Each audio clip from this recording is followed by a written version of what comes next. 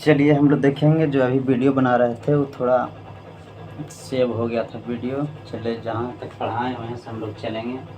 तो अभी हम लोग जाने कि मेसोपोटामिया की जो सभ्यता थी उसको 4 भाग में बंटवारा किया गया था। पहला था सुमेरियन की सभ्यता, दूसरा था बेबीलोन की सभ्यता और तीसरा सीरियन की सभ्यता। ठीक है। झूमता हुआ जो बगीचा है हमारा, क्या है? जो झूमता हुआ बगीचा। यार बार बार क्यों गिर जा रहा है मोबाइल यार।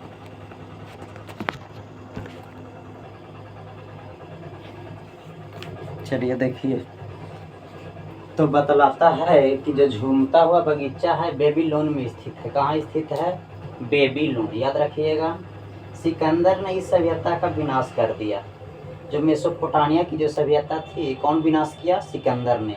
और इसके स्थान पर ग्रीक सभ्यता की थोप दिया। ठीक है। विनाश करने के बाद क्या किया? ग्रीक जो सभ्यता थी उसको थोप दिया। ठीक।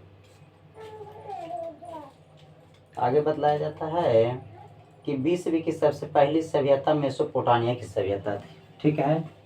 जो पूरा वर्ल्ड की जो सभ्यता थी, विश्व की सबसे पहली सभ्यता कौन थी? मेसोपोटामिया की सभ्यता थी। ठीक है। मेसोपोटामिया की सभ्यता। ठीक है। ये आपको ख्याल रखना है। विश्व की सबसे पहली सभ्यता मेसोपोटामिया की सभ्यता। ठीक है। जबकि विश्व की पहली नगरीय सभ्यता है सिंधु सभ्यता। और जो नगरीय जो सभ्यता है कौन सा है? सिंधु सभ्यता है। नगरीय सभ्यता सिंधु सभ्यता। सिंधु सभ्यता। ठीक है। नगरीय सभ्यता कौन सा है? सिंधु सभ्यता। याद रखना है आप लोग के। चलिए अब हम लोग जानेंगे मिस्र की सभ्यता।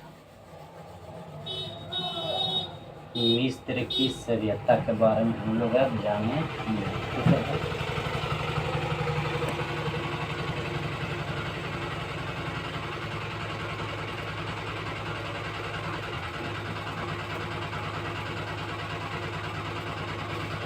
क्या जानेंगे हम लोग?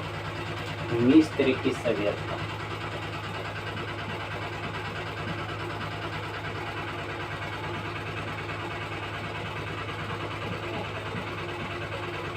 ठीक है। जो मिस्र की सभ्यता का टाइम टेबल है 2100 ईसा पूर्व। 2100 ईसा पूर्व। ठीक है। जो मिस्र की सभ्यता का जो टाइम है कितना है? 2100 ईसा पूर्व है ना। कहता है कि मिस्र की जो सभ्यता है यह मिस्र के रेगिस्तान में स्थित है। कहाँ स्थित है? ये जो आपका स्थित है कहाँ स्थित है? रेगिस्तान में। रेगिस्तानों में स्थित। ठीक है। इसे नील नदी की देन कहते हैं। इसे क्या कहते हैं? इसे नील नदी की देन कहते हैं। नील नदी की देन कहते हैं। ठीक है। चलिए आप लोग लिखे चलिएगा, इसे क्या कहते हैं? नील नदी की देन भी कहते हैं। ठीक है। चलिए अगला आता है रोम की सभ्यता। क्या आता है? रोम की सभ्यता। लिख लेना है। रोम की सभ्यता। ठीक है। रोम का जो सभ्यता का टाइम टेबल था 600 ईसा पूर्व था। लिख लेना है। ये बहुत पूछता है। 600 ईसा पूर्व था। ठीक है। इसे इटली में विकसित किया गया था। इसका जो विकास हुआ था इटली में हुआ था। कहाँ हुआ था? इटली में हुआ था। ठीक है। ये याद रखना है ना। चलिए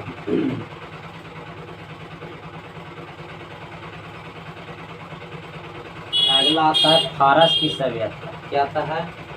फारस की सभ्यता। ठीक है। इसको याद रखना है। फारस की सभ्यता, ठीक है। जो फारस की सभ्यता है 500 ईसा पूर्व में हुआ था। कब हुआ था? 500 ईसा पूर्व, ठीक है। ये आपका फारस की सभ्यता होगी। यह जो है कि वर्तमान ईरान में थी। यह कहाँ थी? ईरान। याद रखना है आपको, कहाँ थी? ईरान में थी। इस सभ्यता का विकास जो था बहुत तेजी से हुआ था। इन्होंने पूरे अरब द्वीप पर अधिकार जमा लिया था, ठीक है। सिकंदर ने इस धर्म का अंत कर दिया था, ठीक है ना। चलिए, एक आता है, लास्ट है स्पार्टा। स्पार्टा के बारे में आप लोग थोड़ा बतला देते हैं कि स्पार्टा का मात्र जो है कि 300 सैनिकों ने लियोनाइटस के नेतृत्व में ग्रीस से इतना यानी 20,000 सैनिकों को मात दे दी थी। ये कहता है पीली नदी की सभ्यता, यह चीन में 500 ईसा पूर्व विकसित थी, ठीक है। अब आता है आप लोग की एक लाइन वाला प्रश्न, अब बतलाते हैं। चलिए सुने चलिएगा और लिखित भी चलिएगा।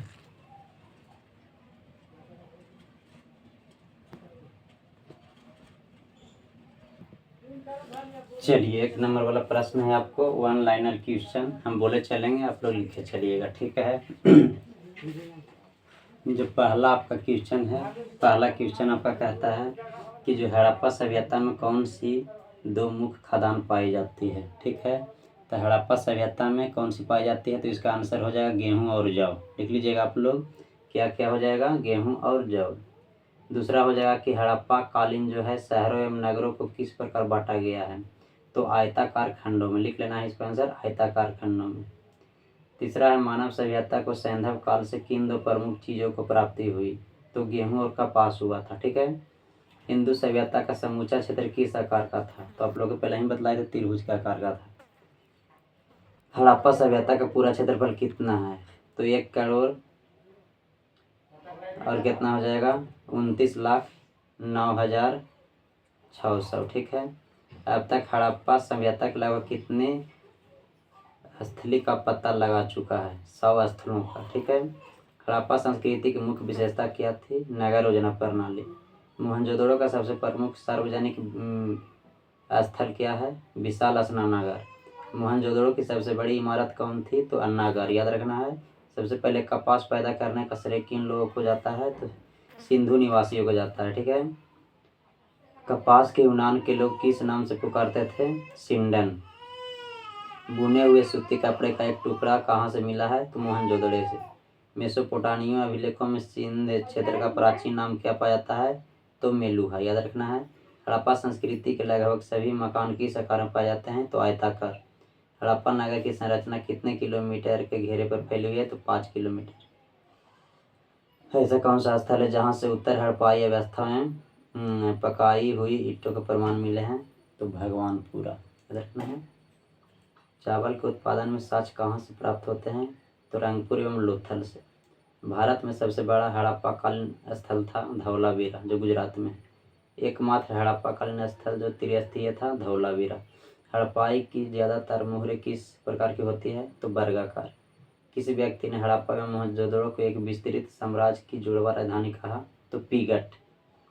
किन पुराविदों की मान्यता है कि सैंधव सभ्यता की उत्पत्ति मेसोपोटामिया की सुमेरियन सभ्यता से हुई है? सर जॉन मार्शल और गॉर्डन चार्ल्स व्हीलर। सैंधव सभ्यता के लोग किस धातु के परिचित नहीं थे? तो लोहा से नहीं थे, अभी बतलाए थे जस्ट पीछे। किन सैंधव स्थलों ने यंगीय वेदियाँ प्राप्त होती है? तो लोथल एवं कालीबंगा। सैंधव सभ्यता किस स्थल के घोड़े के हड्डियों के प्रमाण मिलते हैं? सुरकुटदा। मोहनजोदड़ो के निवासी अधिकांशतः किस जाति के थे? भूमध्य सागर। चलिए, याद रखना है इसमें। चलिए आगे की ओर हम लोग बढ़ते हैं।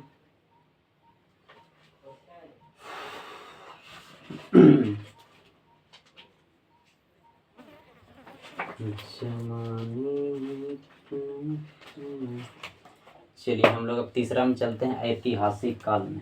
कहाँ चलते हैं? नंबर 3 में।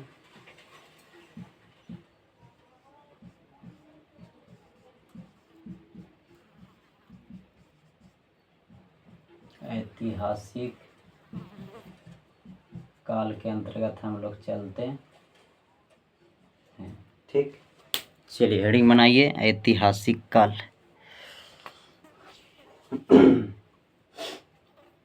ऐतिहासिक काल के बारे में बतलाया था कि यह जो है कि लिखित स्रोत उपलब्ध है और इसे पढ़ा भी जा सकता है। इसके अंतर्गत वैदिक काल से लेकर अभी तक का समय आता है। वैदिक काल से लेकर कहाँ तक? अभी तक। ठीक है।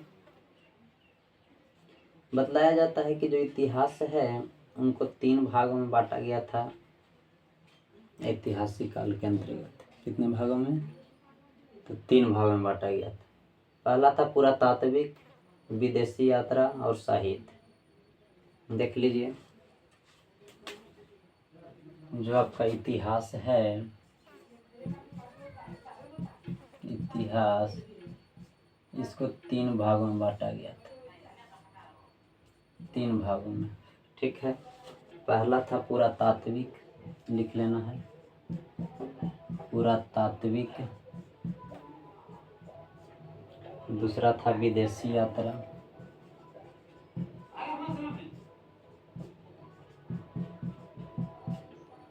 तीसरा था साहित्य। लिख लेना है साहित्य। ठीक है। पुरातात्विक को 2 भागों में बांटा गया था। कितना भागों में? 2 भागों में। कौन कौन था? सिक्का और अभिलेख। ठीक है। सिक्का था पहला, दूसरा था, ठीक है। और साहित्य को भी 2 भागों में बांटा गया था। इसको भी 2 भागों में बांटा गया था। पहला था धार्मिक, दूसरा था गैर धार्मिक।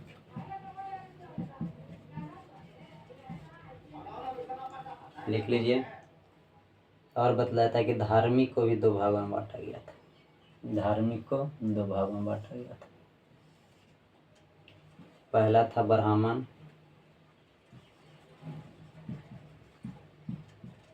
गैर ब्राह्मण। ठीक है। ब्राह्मण को 6 भागों में विभक्त किया गया था। क्या भाग में? 6 भागों में। पहला हो जाएगा वेद, वेद। दूसरा उपवेद, तीसरा हो जाएगा वेदांग, चौथा हो जाएगा पुराण, पांचवा हो जाएगा उपनिषद,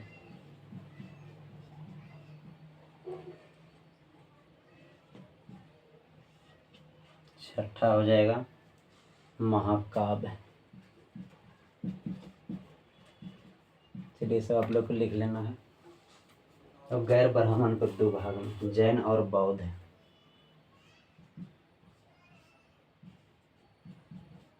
जैन और बौद्ध। चलिए इतना उतार लीजिएगा आप लोग।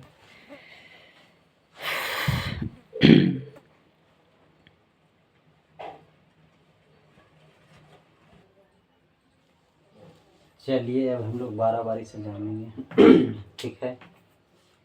सबसे पहले हम लोग सिक्का के बारे में जान लेते हैं। किसके बारे में? सिक्का के बारे में, जिसको इंग्लिश में कॉइन बोलते हैं। कॉइन्स। ठीक है। जो सिक्का का जो अध्ययन है, जो इसका अध्ययन है, सिक्का का जो अध्ययन क्या कहलाता है? न्यूमेटिक्स। न्यूमेटिक्स।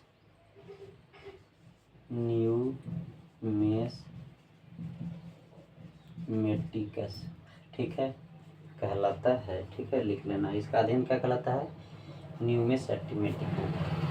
टेराकोटा का सिक्का मिट्टी का ही बना था। जो टेराकोटा का जो सिक्का था, टेराकोटा का जो सिक्का था, किसका बना था? मिट्टी का बना था। ये आपको लिख लेना है। यह सिंधु सभ्यता में बना था। कहाँ बना था? सिंधु सभ्यता में।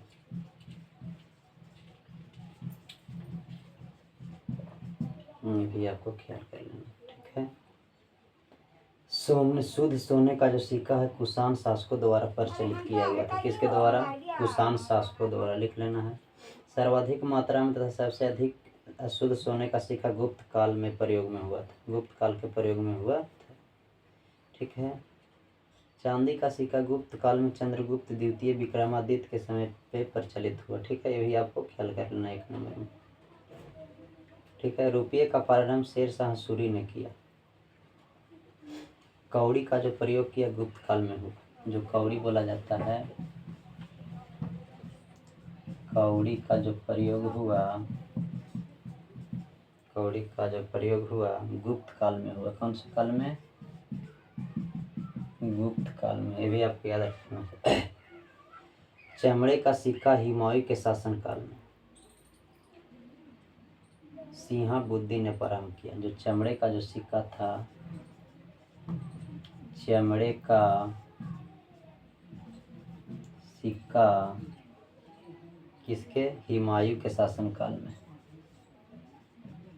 हुमायूं के शासन काल में, ठीक है। कौन किया था जानते हैं आप लोग? सिहाबुद्दीन ने, सिहाबुद्दीन ने किया था, ठीक है। ये भी आपको लिखना है, इन्हें शुरू किया, ठीक है। रुपये का प्रारंभ शेरशाह सूरी ने किया। जो रुपया का जो शुरुआत किया शेरशाह सूरी ने,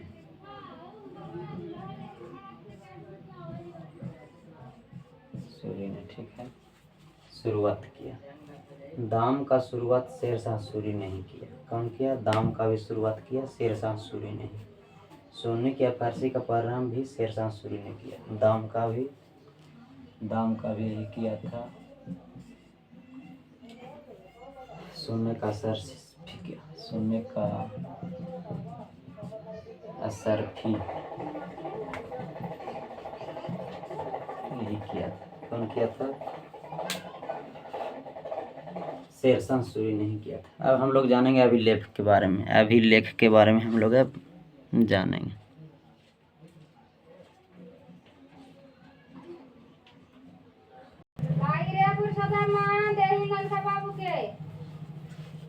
चलिए अब हम लोग देखेंगे अभिलेख के बारे में।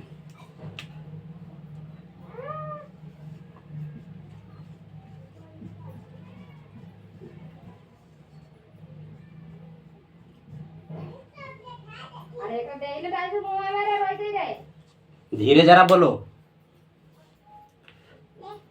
अब देखेंगे हम लोग इसके बारे में, अभिलेख के बारे में, ठीक है। तो जो पत्थरों का खोद कर लिखना क्या कहलाता है? अभिलेख कहलाता है। जो हाँ, यानी पत्थरों को क्या करके खोद कर लिखना, खोद कर लिखना क्या कहलाएगा? अभिलेख कहलाता है, ठीक है। पत्थर को खोद के क्या करेंगे? लिखेंगे। जो पत्थर मिलते हैं जो खोद कर जो मतलब कि लिखा जाता है क्या कहलाएगा? अभिलेख कहलाएगा, ठीक है। और छोटे पत्थरों पर लिखना शिलालेख कहलाता है। एक तो हो गया छोटे पत्थरों पर लिखना,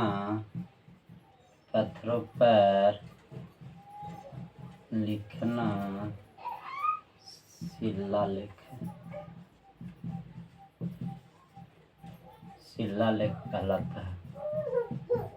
चलिए ये आप लोग के 2 पॉइंट लिख लेना है, ठीक है। स्तंभ के समान ऊंचे पत्थरों पर लिखना स्तंभ लेख कहलाता है। अभिलेखों का अध्ययन एपिग्राफी कहलाता है। जो इसका अध्ययन है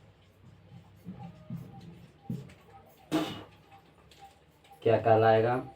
एपिग्राफी, लिख लेना है। एपिग्राफी कहलाता है। चलिए हो गया। अब हम लोग प्रमुख अभिलेख के बारे में जानेंगे।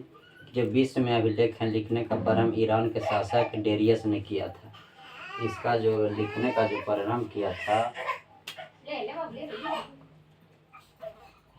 जो लिखने का जो शुरुआत किया था, लिखने का प्रारंभ कौन किया था? ईरान के जो शासक था डेरियस। डेरियस कौन के था? ईरान के। चलिए लिख लेना है इसको ही। कौन के था जी? तो ईरान के था। ठीक है। पहला अभिलेख गोग जगाई से मिला जो तुर्की या एशिया माइनर में है। कहाँ है? तुर्की या एशिया माइनर में है। चलिए इतना हो गया। तो जो लिखने का जो शुरुआत हुआ था कौन किया था? डेरियस किया था। कहाँ पड़ता है? ईरान में पड़ता है। ये दो आपको प्रमुख अभिलेख याद करना है। ठीक है। एक आता है हाथी गुफा अभिलेख। क्या आता है? हाथी गुफा अभिलेख। चलिए इसको मिटाते हैं। देखना है, ध्यान देना है हम लोग के। क्या आता है भाई? हाथी। चलिए देखिए, ध्यान दीजिए। इसको अलग यहाँ कर देते हैं, इसको यहाँ अलग। ठीक है। हाथी गुफा अभिलेख।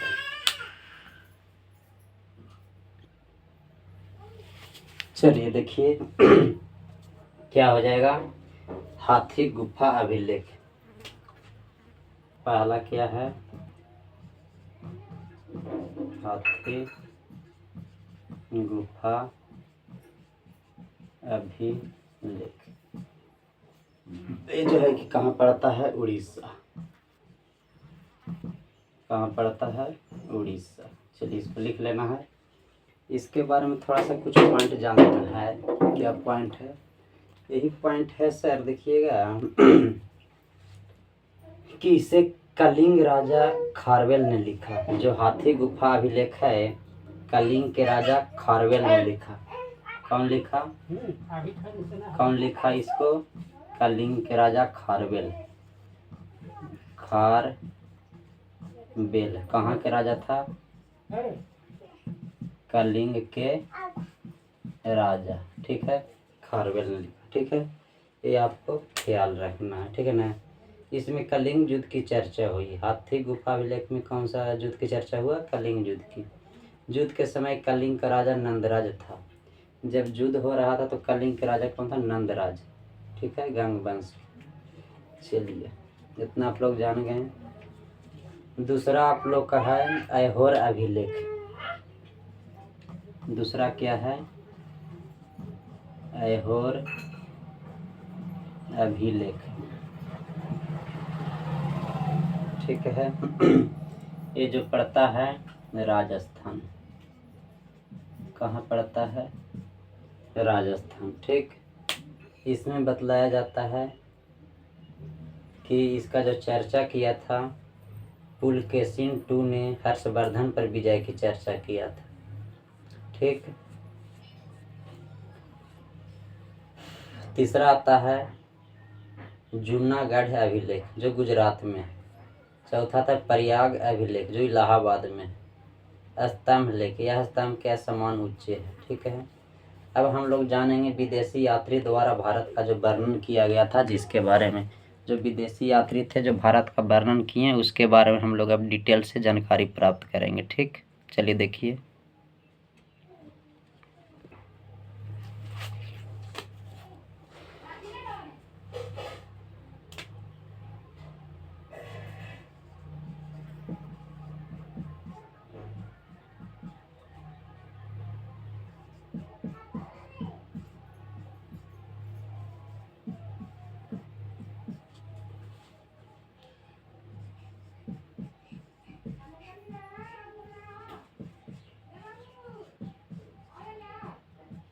देखिए, जो विदेश के यात्री हैं इनके द्वारा जो भारत का हम लोग का वर्णन किया गया था, किस प्रकार किए थे, कैसे किए थे, आज हम लोग इसके बारे में जानेंगे। ठीक है। तो जो पहला बतलाए जाते हैं हेरोडोट्स। पहला क्या है? हेरोडोट्स। ठीक है। ये जो किनके नाम पर हुआ था? तो हिस्टोरिका। हिस्टोरिका। ठीक है। यार मोबाइल गिर गया यार। चलो हेरोडेस्ट का क्या हो गया, हिस्टोरिका हो गया, ठीक है। इसी तरह दूसरा था मेगास्थनीक जो इंडिका, दूसरा क्या हो जाएगा, मेगास्थनीज, एक किसके नाम पर, इंडिका।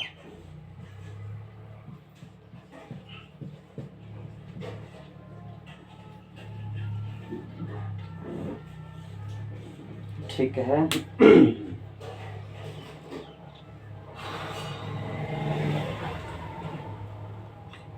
ये कहता है टॉलेमी जो जियोग्राफी का है, टॉलेमी।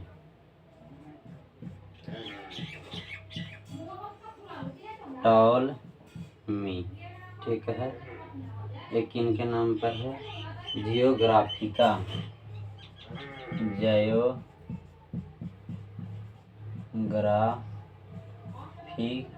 ठीक है। चलिए नंबर 4 के अंतर्गत में आते हैं प्लिनी, नेचुरल हिस्टोरिका।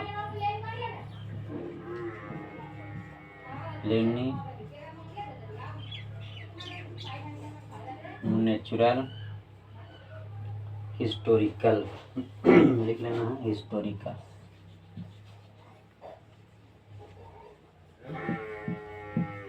हिस्टोरिका, चलिए पचमा लिख लीजिएगा, अल्बेरूनी, ये हिंद, मार्को पोलो चीन का यात्री, फाहियान, हो क्यूफी, हेप्सान, सीफी, सितारा कनकाउर, ठीक है। चलिए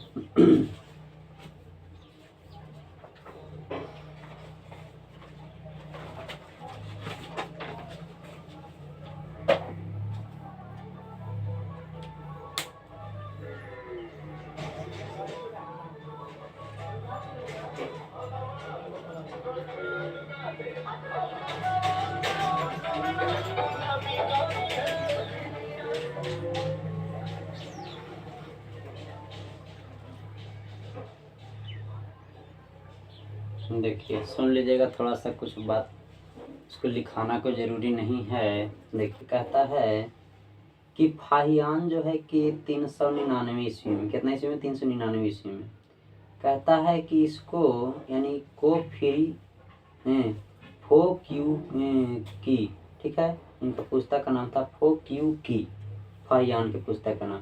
यह चंद्रगुप्त द्वितीय के दरबार में आया था। फाहियान जो कहाँ आया था, चंद्र द्वितीय के दरबार में आया था, जिसको विक्रमादित्य बोला जाता है। इसमें उस समय के भवन और कौड़ी की चर्चा किया था। भवन और किसका चर्चा किया था, कौड़ी का चर्चा किया था, ठीक है। एक है संगवन, जिसका टाइम 1218 बतलाया जाता है, ठीक है। ये चीन के बतलाए जाते हैं। इसने अपने 3 वर्ष की यात्रा में बौद्ध धर्म की प्रतियां एकत्रित की। तीसरा आता है भेनसांग, 629 ईस्वी, सी यू की, यह हर्षवर्धन के दरबार में आया। इसे नालंदा विश्वविद्यालय में अध्ययन तथा अध्यापन दोनों किया। इसे यात्रियों का राजकुमार कहते थे, ठीक है। ये आप लोग ख्याल रखिए। इत्सिंग एक आया, उनका नाम था 673 ईस्वी में आया।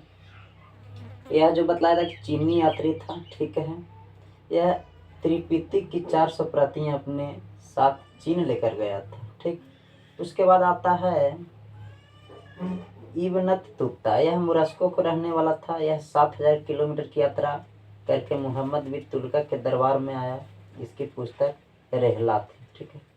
एक आता है अब्दुल रज्जाक, कौन आता है, अब्दुल रज्जाक, ठीक है। यह फारस का रहने वाला था, विजयनगर काल में आया था। इसका पुस्तक मतला साहित्य है, एक कृष्ण देवराय के दरबार में आया था। फिर फाहियान जो है कि उसके बारे में बतलाया जाता है। फाहियान के बारे में तो हो ही गया, ठीक है, ये सब के बारे में हो गया। फिर से एक के बात को लिख दिया है, कोई दिक्कत नहीं। अब स्रोत आता है, साहित्यिक स्रोत आता है, ठीक है। तो साहित्यिक स्रोत में क्या है, कुछ जान लेते हैं हम लोग।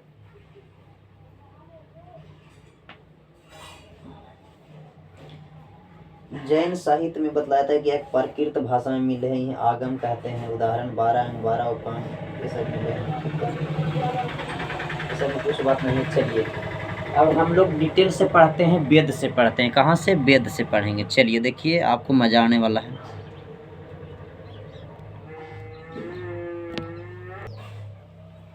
चलिए देखिए, अब हम लोग पढ़ेंगे। अब हम लोग क्या पढ़ेंगे? वेद से पढ़ेंगे। कहाँ से पढ़ेंगे भाई जी? वेद से पढ़ेंगे, ठीक है। तो वेद का जो शाब्दिक अर्थ होता है ज्ञान होता है, ठीक है। इनका जो अर्थ बतलाया जाता है क्या होता है? ज्ञान। वेद का मतलब क्या होना? ज्ञान होना। आप वेद के बारे में जाने तो आपका क्या हो गया? नॉलेज यानी ज्ञान हो गया, ठीक। तो वेद जो आपको बतलाया जाता है 4 तरह के होते हैं। कितने तरह के? 4 तरह के। देख लीजिएगा,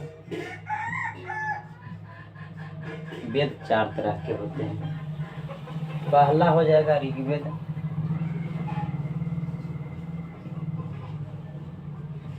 सामवेद, यजुर्वेद,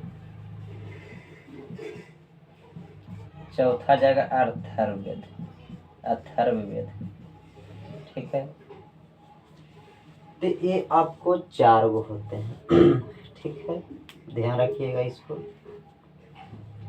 वेदों की रचना ईश्वर ने की है। इनका जो रचना किए हैं,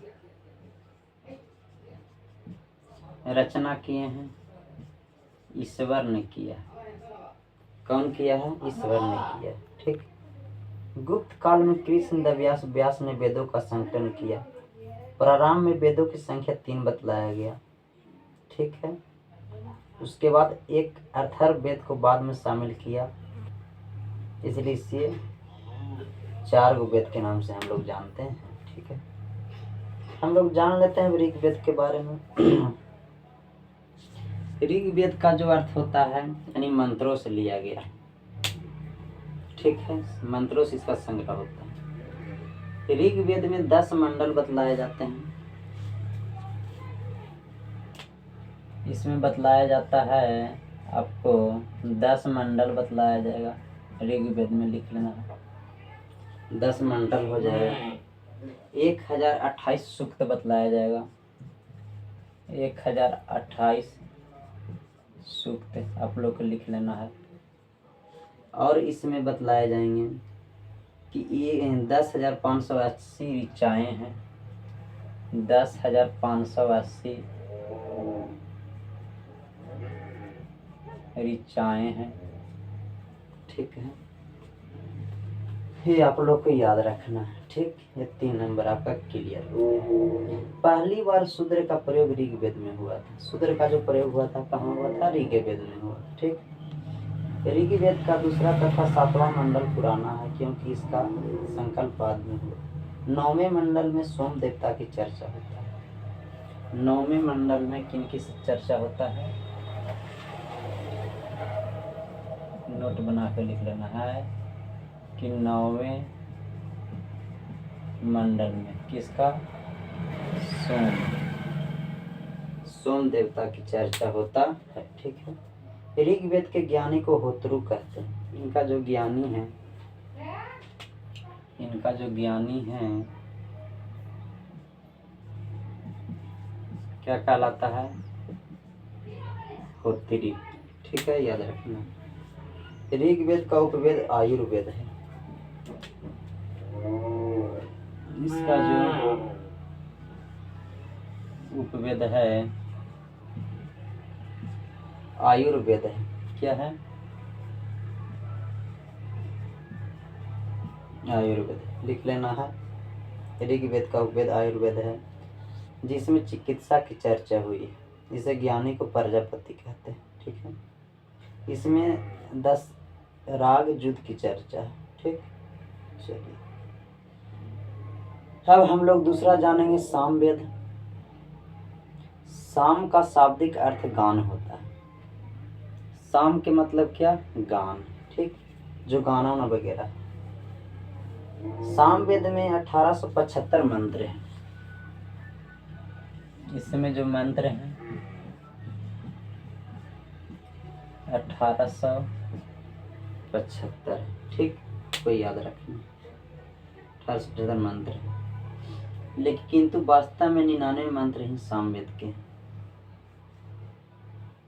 अगर वास्तव में बतलाया जाए रियली में तो 99 मंत्र ही हैं। बाकी मंत्रों को ऋग्वेद में ग्रहण कर लिया जाता है। ठीक, बाकी मंत्रों को ऋग्वेद में ग्रहण कर दिया जाता है। ये आपको ख्याल रखना है, 2 मैटर। ठीक है।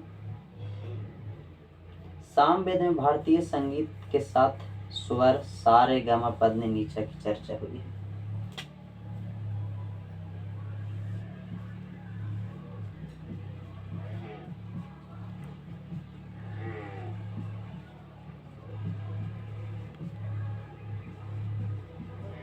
सा रे गा मा पद ने की चर्चा सामवेद में हुई है। चलिए, भी आपको ख्याल रखना है, पद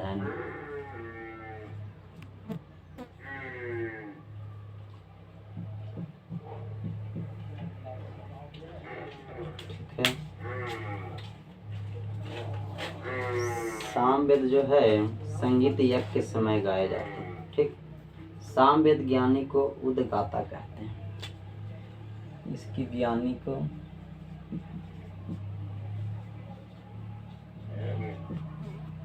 उद्गाता कहते हैं, लिख लेना है, उद्गाता कहा जाता है। सामवेद का उपवेद गंधर्व वेद कहलाता है। इसका जो उपवेद है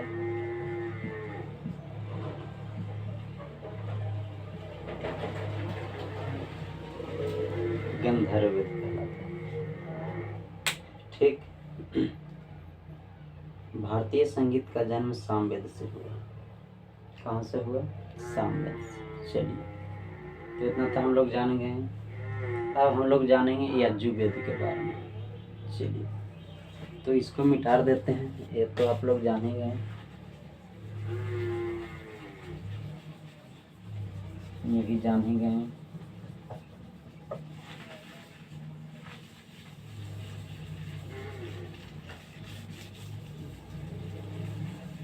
चलिए,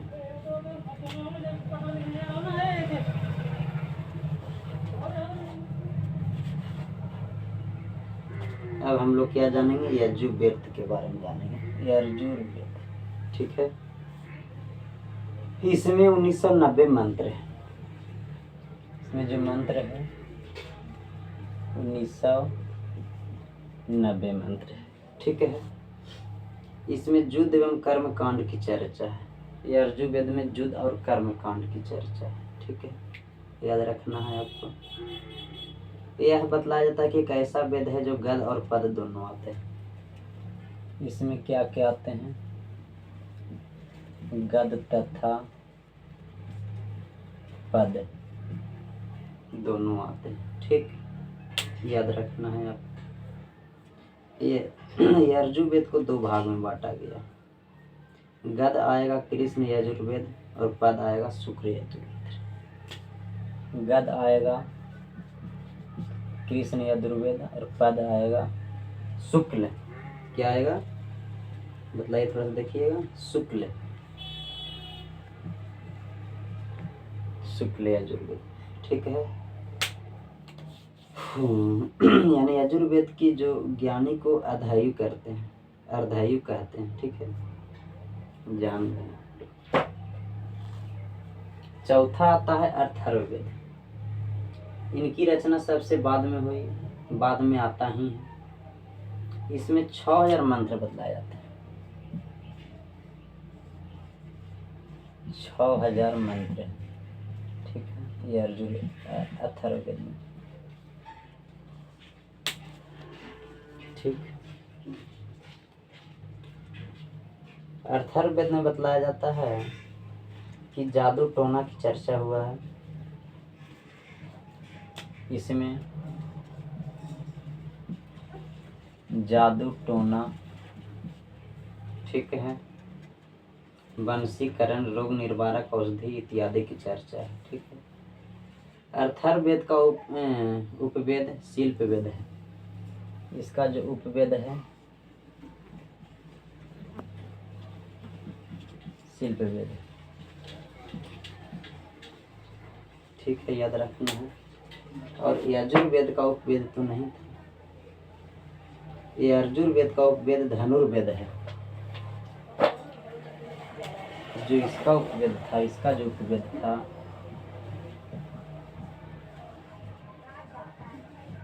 धनुर्वेद। ठीक है, देख लीजिए।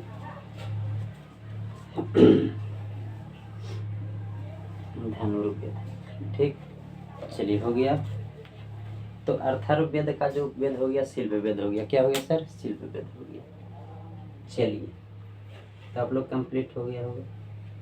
अर्थर्ववेद के ज्ञानी को ब्रह्मा काल कहा जाता है। ठीक, चलिए अब हम लोग चलेंगे वेदांग से पढ़ेंगे। वेदांग के बारे में हम लोग जानेंगे। इसको मिटाते हैं।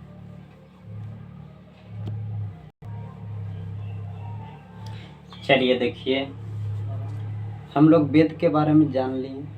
अब जानेंगे वेदांग के बारे में। किसके बारे में? वेदांग के बारे में। तो जो वेदों का भांति भांति समझने के लिए वेदांग की रचना की गई है। वेदांग बतलाया गया है कि 6 होते हैं। कितना होते हैं? 6। वेदांग जो है कई गो हैं? 6 गो। ठीक है, कौन कौन है आप लोग देख लीजिएगा।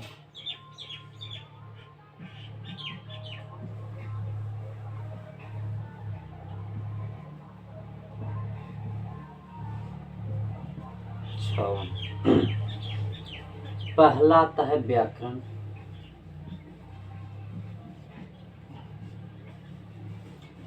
दूसरा आता है ज्योतिष। तीसरा आता है निरुक्त।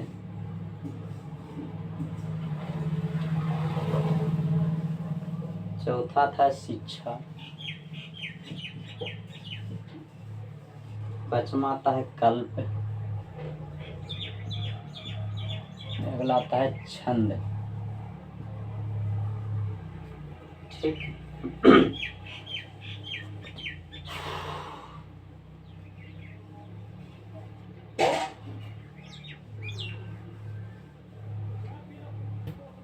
देखिए व्याकरण में अष्टाध्यायी की चर्चा हुआ है। इसमें हुआ है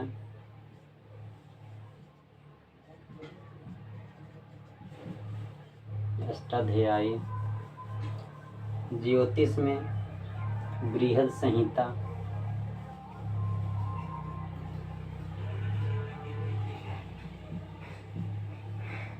निरुक्त में हुआ है निरुक्त शास्त्र की।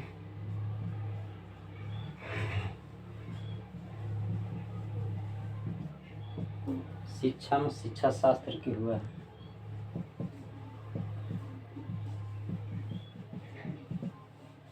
कल्प में हुआ है कल्प शास्त्र।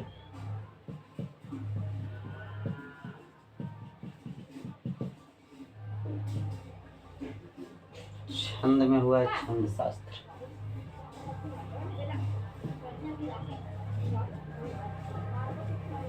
चलिए, इतना आप लोग लिख लेना है। निरुक्त की रचना यास्क महोदय ने किया था। जो निरुक्त की जो रचना किया था, इनकी रचना निरुक्त की रचना किया था यास्क महोदय। यास्क महोदय ने किया, जिसका अर्थ होता है भाषा विज्ञान।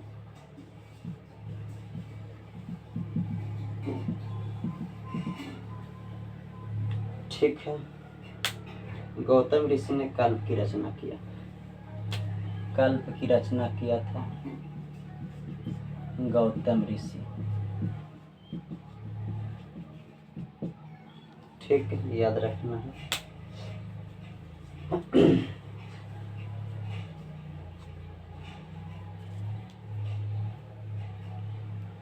चलिए, तो हो गया वेदांग। तीसरा आता है पुराण। क्या आता है? पुराण आता है। चलिए, तो हम लोग देखेंगे, अब पुराण को देखेंगे।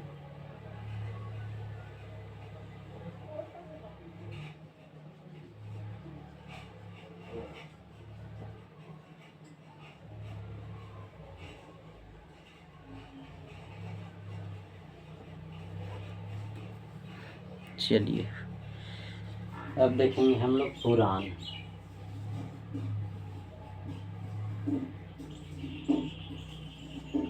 ठीक, इसकी रचना महर्षि लोमहर्ष, इनका जो रचना किए, इनका जो रचनाकार हैं कौन किए? महर्षि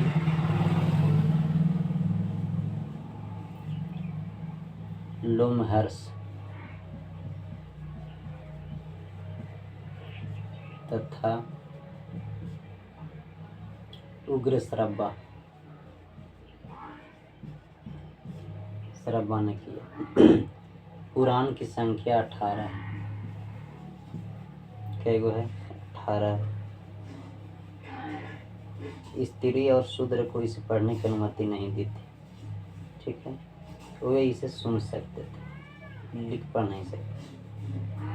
चलिए, पुराण में बहुत तरह के पुराण आते हैं, आगे बतलाते हैं, थोड़ा मिटाते हैं। चलिए देखिए, पुराण में आता है, एक आता है विष्णु पुराण।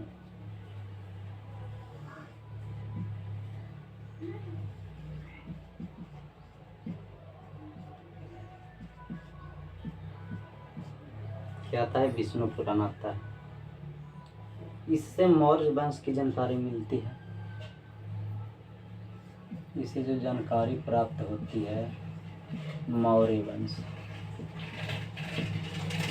लिख लेना है। दूसरा आता है मत्स्य पुराण।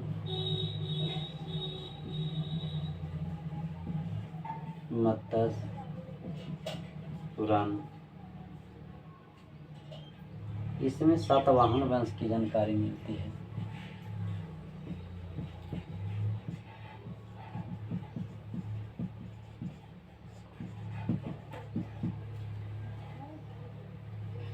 ठीक है। इसमें विष्णु भगवान के 10 अवतारों की चर्चा हुई। इसमें विष्णु भगवान का अवतार लिए? 10 अवतार लिए, ठीक। तीसरा आता है वायु पुराण।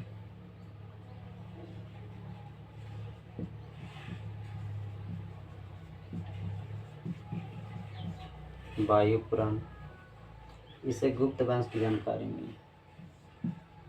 जानकारी मिला गुप्त वंश। विष्णु पुराण में मौर्य वंश, मत्स्य पुराण में सातवाहन वंश, वायु पुराण में गुप्त वंश। याद हो गया? चलिए, अगला आता है उपनिषद।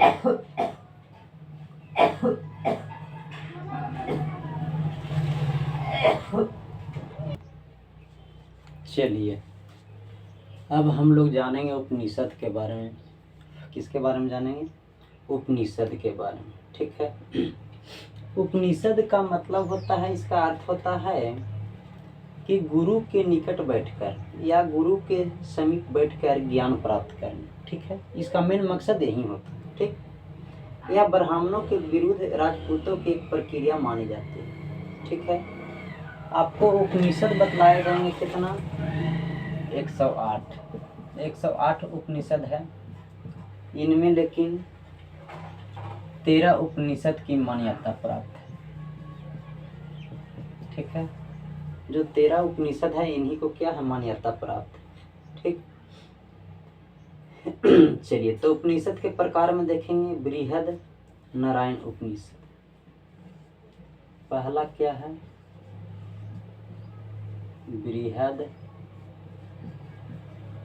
नारायण उपनिषद, ठीक। ये बतलाता है कि यह सबसे बड़ा तथा प्राचीन है। ये क्या है? सबसे बड़ा उपनिषद है, ठीक। ये जो उपनिषद है आपका क्या है? बड़ा तथा प्राचीन उपनिषद बतलाया जाता है। बृहद माने बड़ा इशू होता है, ठीक है। दूसरा आता है कठ उपनिषद। कठोपनिषद, ठीक है। इसमें बतलाया जाता है यम एवं नचिकेता की चर्चा हुई है। ऊ शब्द के महत्व को दर्शाया गया है। ऊ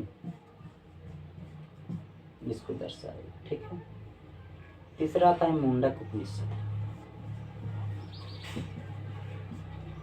मुंडक, ठीक।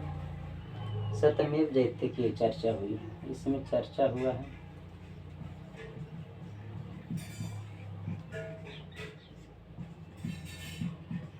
जयते, इसका चर्चा हुआ है मुंडक में, ठीक है। अगला आता है जवाल। जवाल इसमें ब्रह्मा विष्णु एवं महेश की चर्चा हुआ है। इसमें क्या हुआ है? ब्रह्मा विष्णु महेश, ठीक, की चर्चा हुआ है, ठीक। अगला आता है अल उपनिषद। अल उपनिषद, ठीक, यह सबसे बाद का उपनिषद है। इसकी रचना अकबर के साथ हुई। इसका जो रचना किया, कौन किया? अकबर के साथ हुआ, ठीक है। ये सबसे बाद में आया था अल उपनिषद। इतना तो आप लोग जान गए। चलिए हम लोग आगे चलते हैं।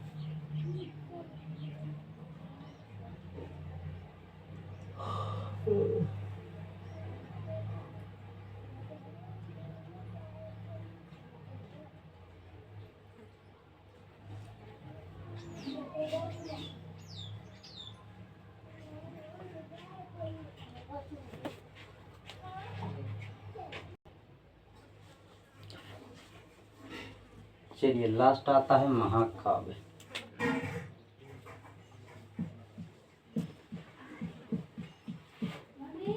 क्या आता है? महाकाव्य, ठीक है। इनकी संख्या 2 बतलाई जाती है। दो है, 2 है। कौन कौन है? पहला है महाभारत,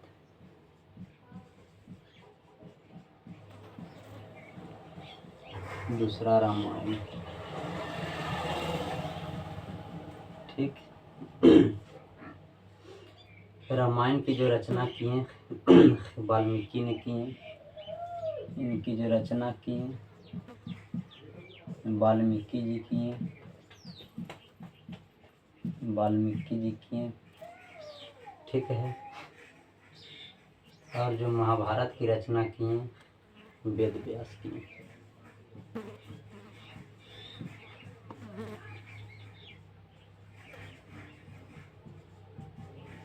ठीक। रामायण में 12,000 श्लोक थे। इनमें जो श्लोक हैं 12,000, ठीक। और महाभारत में 8800 श्लोक। इनमें जो श्लोक हैं 8800, ठीक है, यानी 8,800। किंतु वर्तमान में 24,000 श्लोक हैं। ये रामायण पहले थे, लेकिन वर्तमान में 24,000 श्लोक है, ठीक है। इतना श्लोक, ठीक, ओके, याद रखिए। उसे गुप्त काल में पूरा किया गया था। अकबर के समय रामायण को फारसी भाषा में अनुवाद वैदानी ने किया। चलिए, इसका प्रारंभिक नाम जय संहिता था। महाभारत का जब प्रारंभिक नाम क्या था? जय संहिता,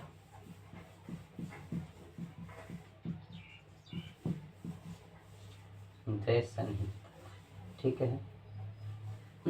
याद रखना है, क्या था? जय संहिता।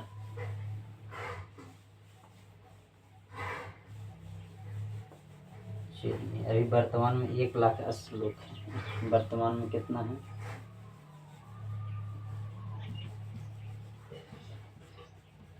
1,00,000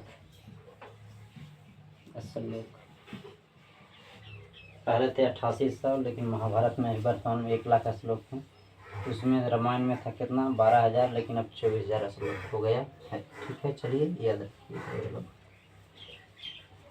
महाभारत के खंडों को पर्व कहा जाता है। इनमें कुल 18 पर्व हैं। महाभारत में 18 पर्व आते हैं। इसमें पर्व का वो है, पर्व 18। ठीक, याद रखिएगा। सबसे महत्वपूर्ण पर्व भीष्म पर्व। कौन पर्व? भीष्म पर्व, जिनमें अर्जुन तथा कृष्ण के वार्तालाप की चर्चा। भीष्म पर्व को भागवत गीता या गीता कहा जाता है। अकबर के समय महाभारत को फारसी भाषा में राजा नामा के नाम से अनुवाद किया गया। ओके, इतना क्लियर आप लोग को हो गया। आप हम लोग चलते हैं वैदिक काल की ओर बढ़ते हैं।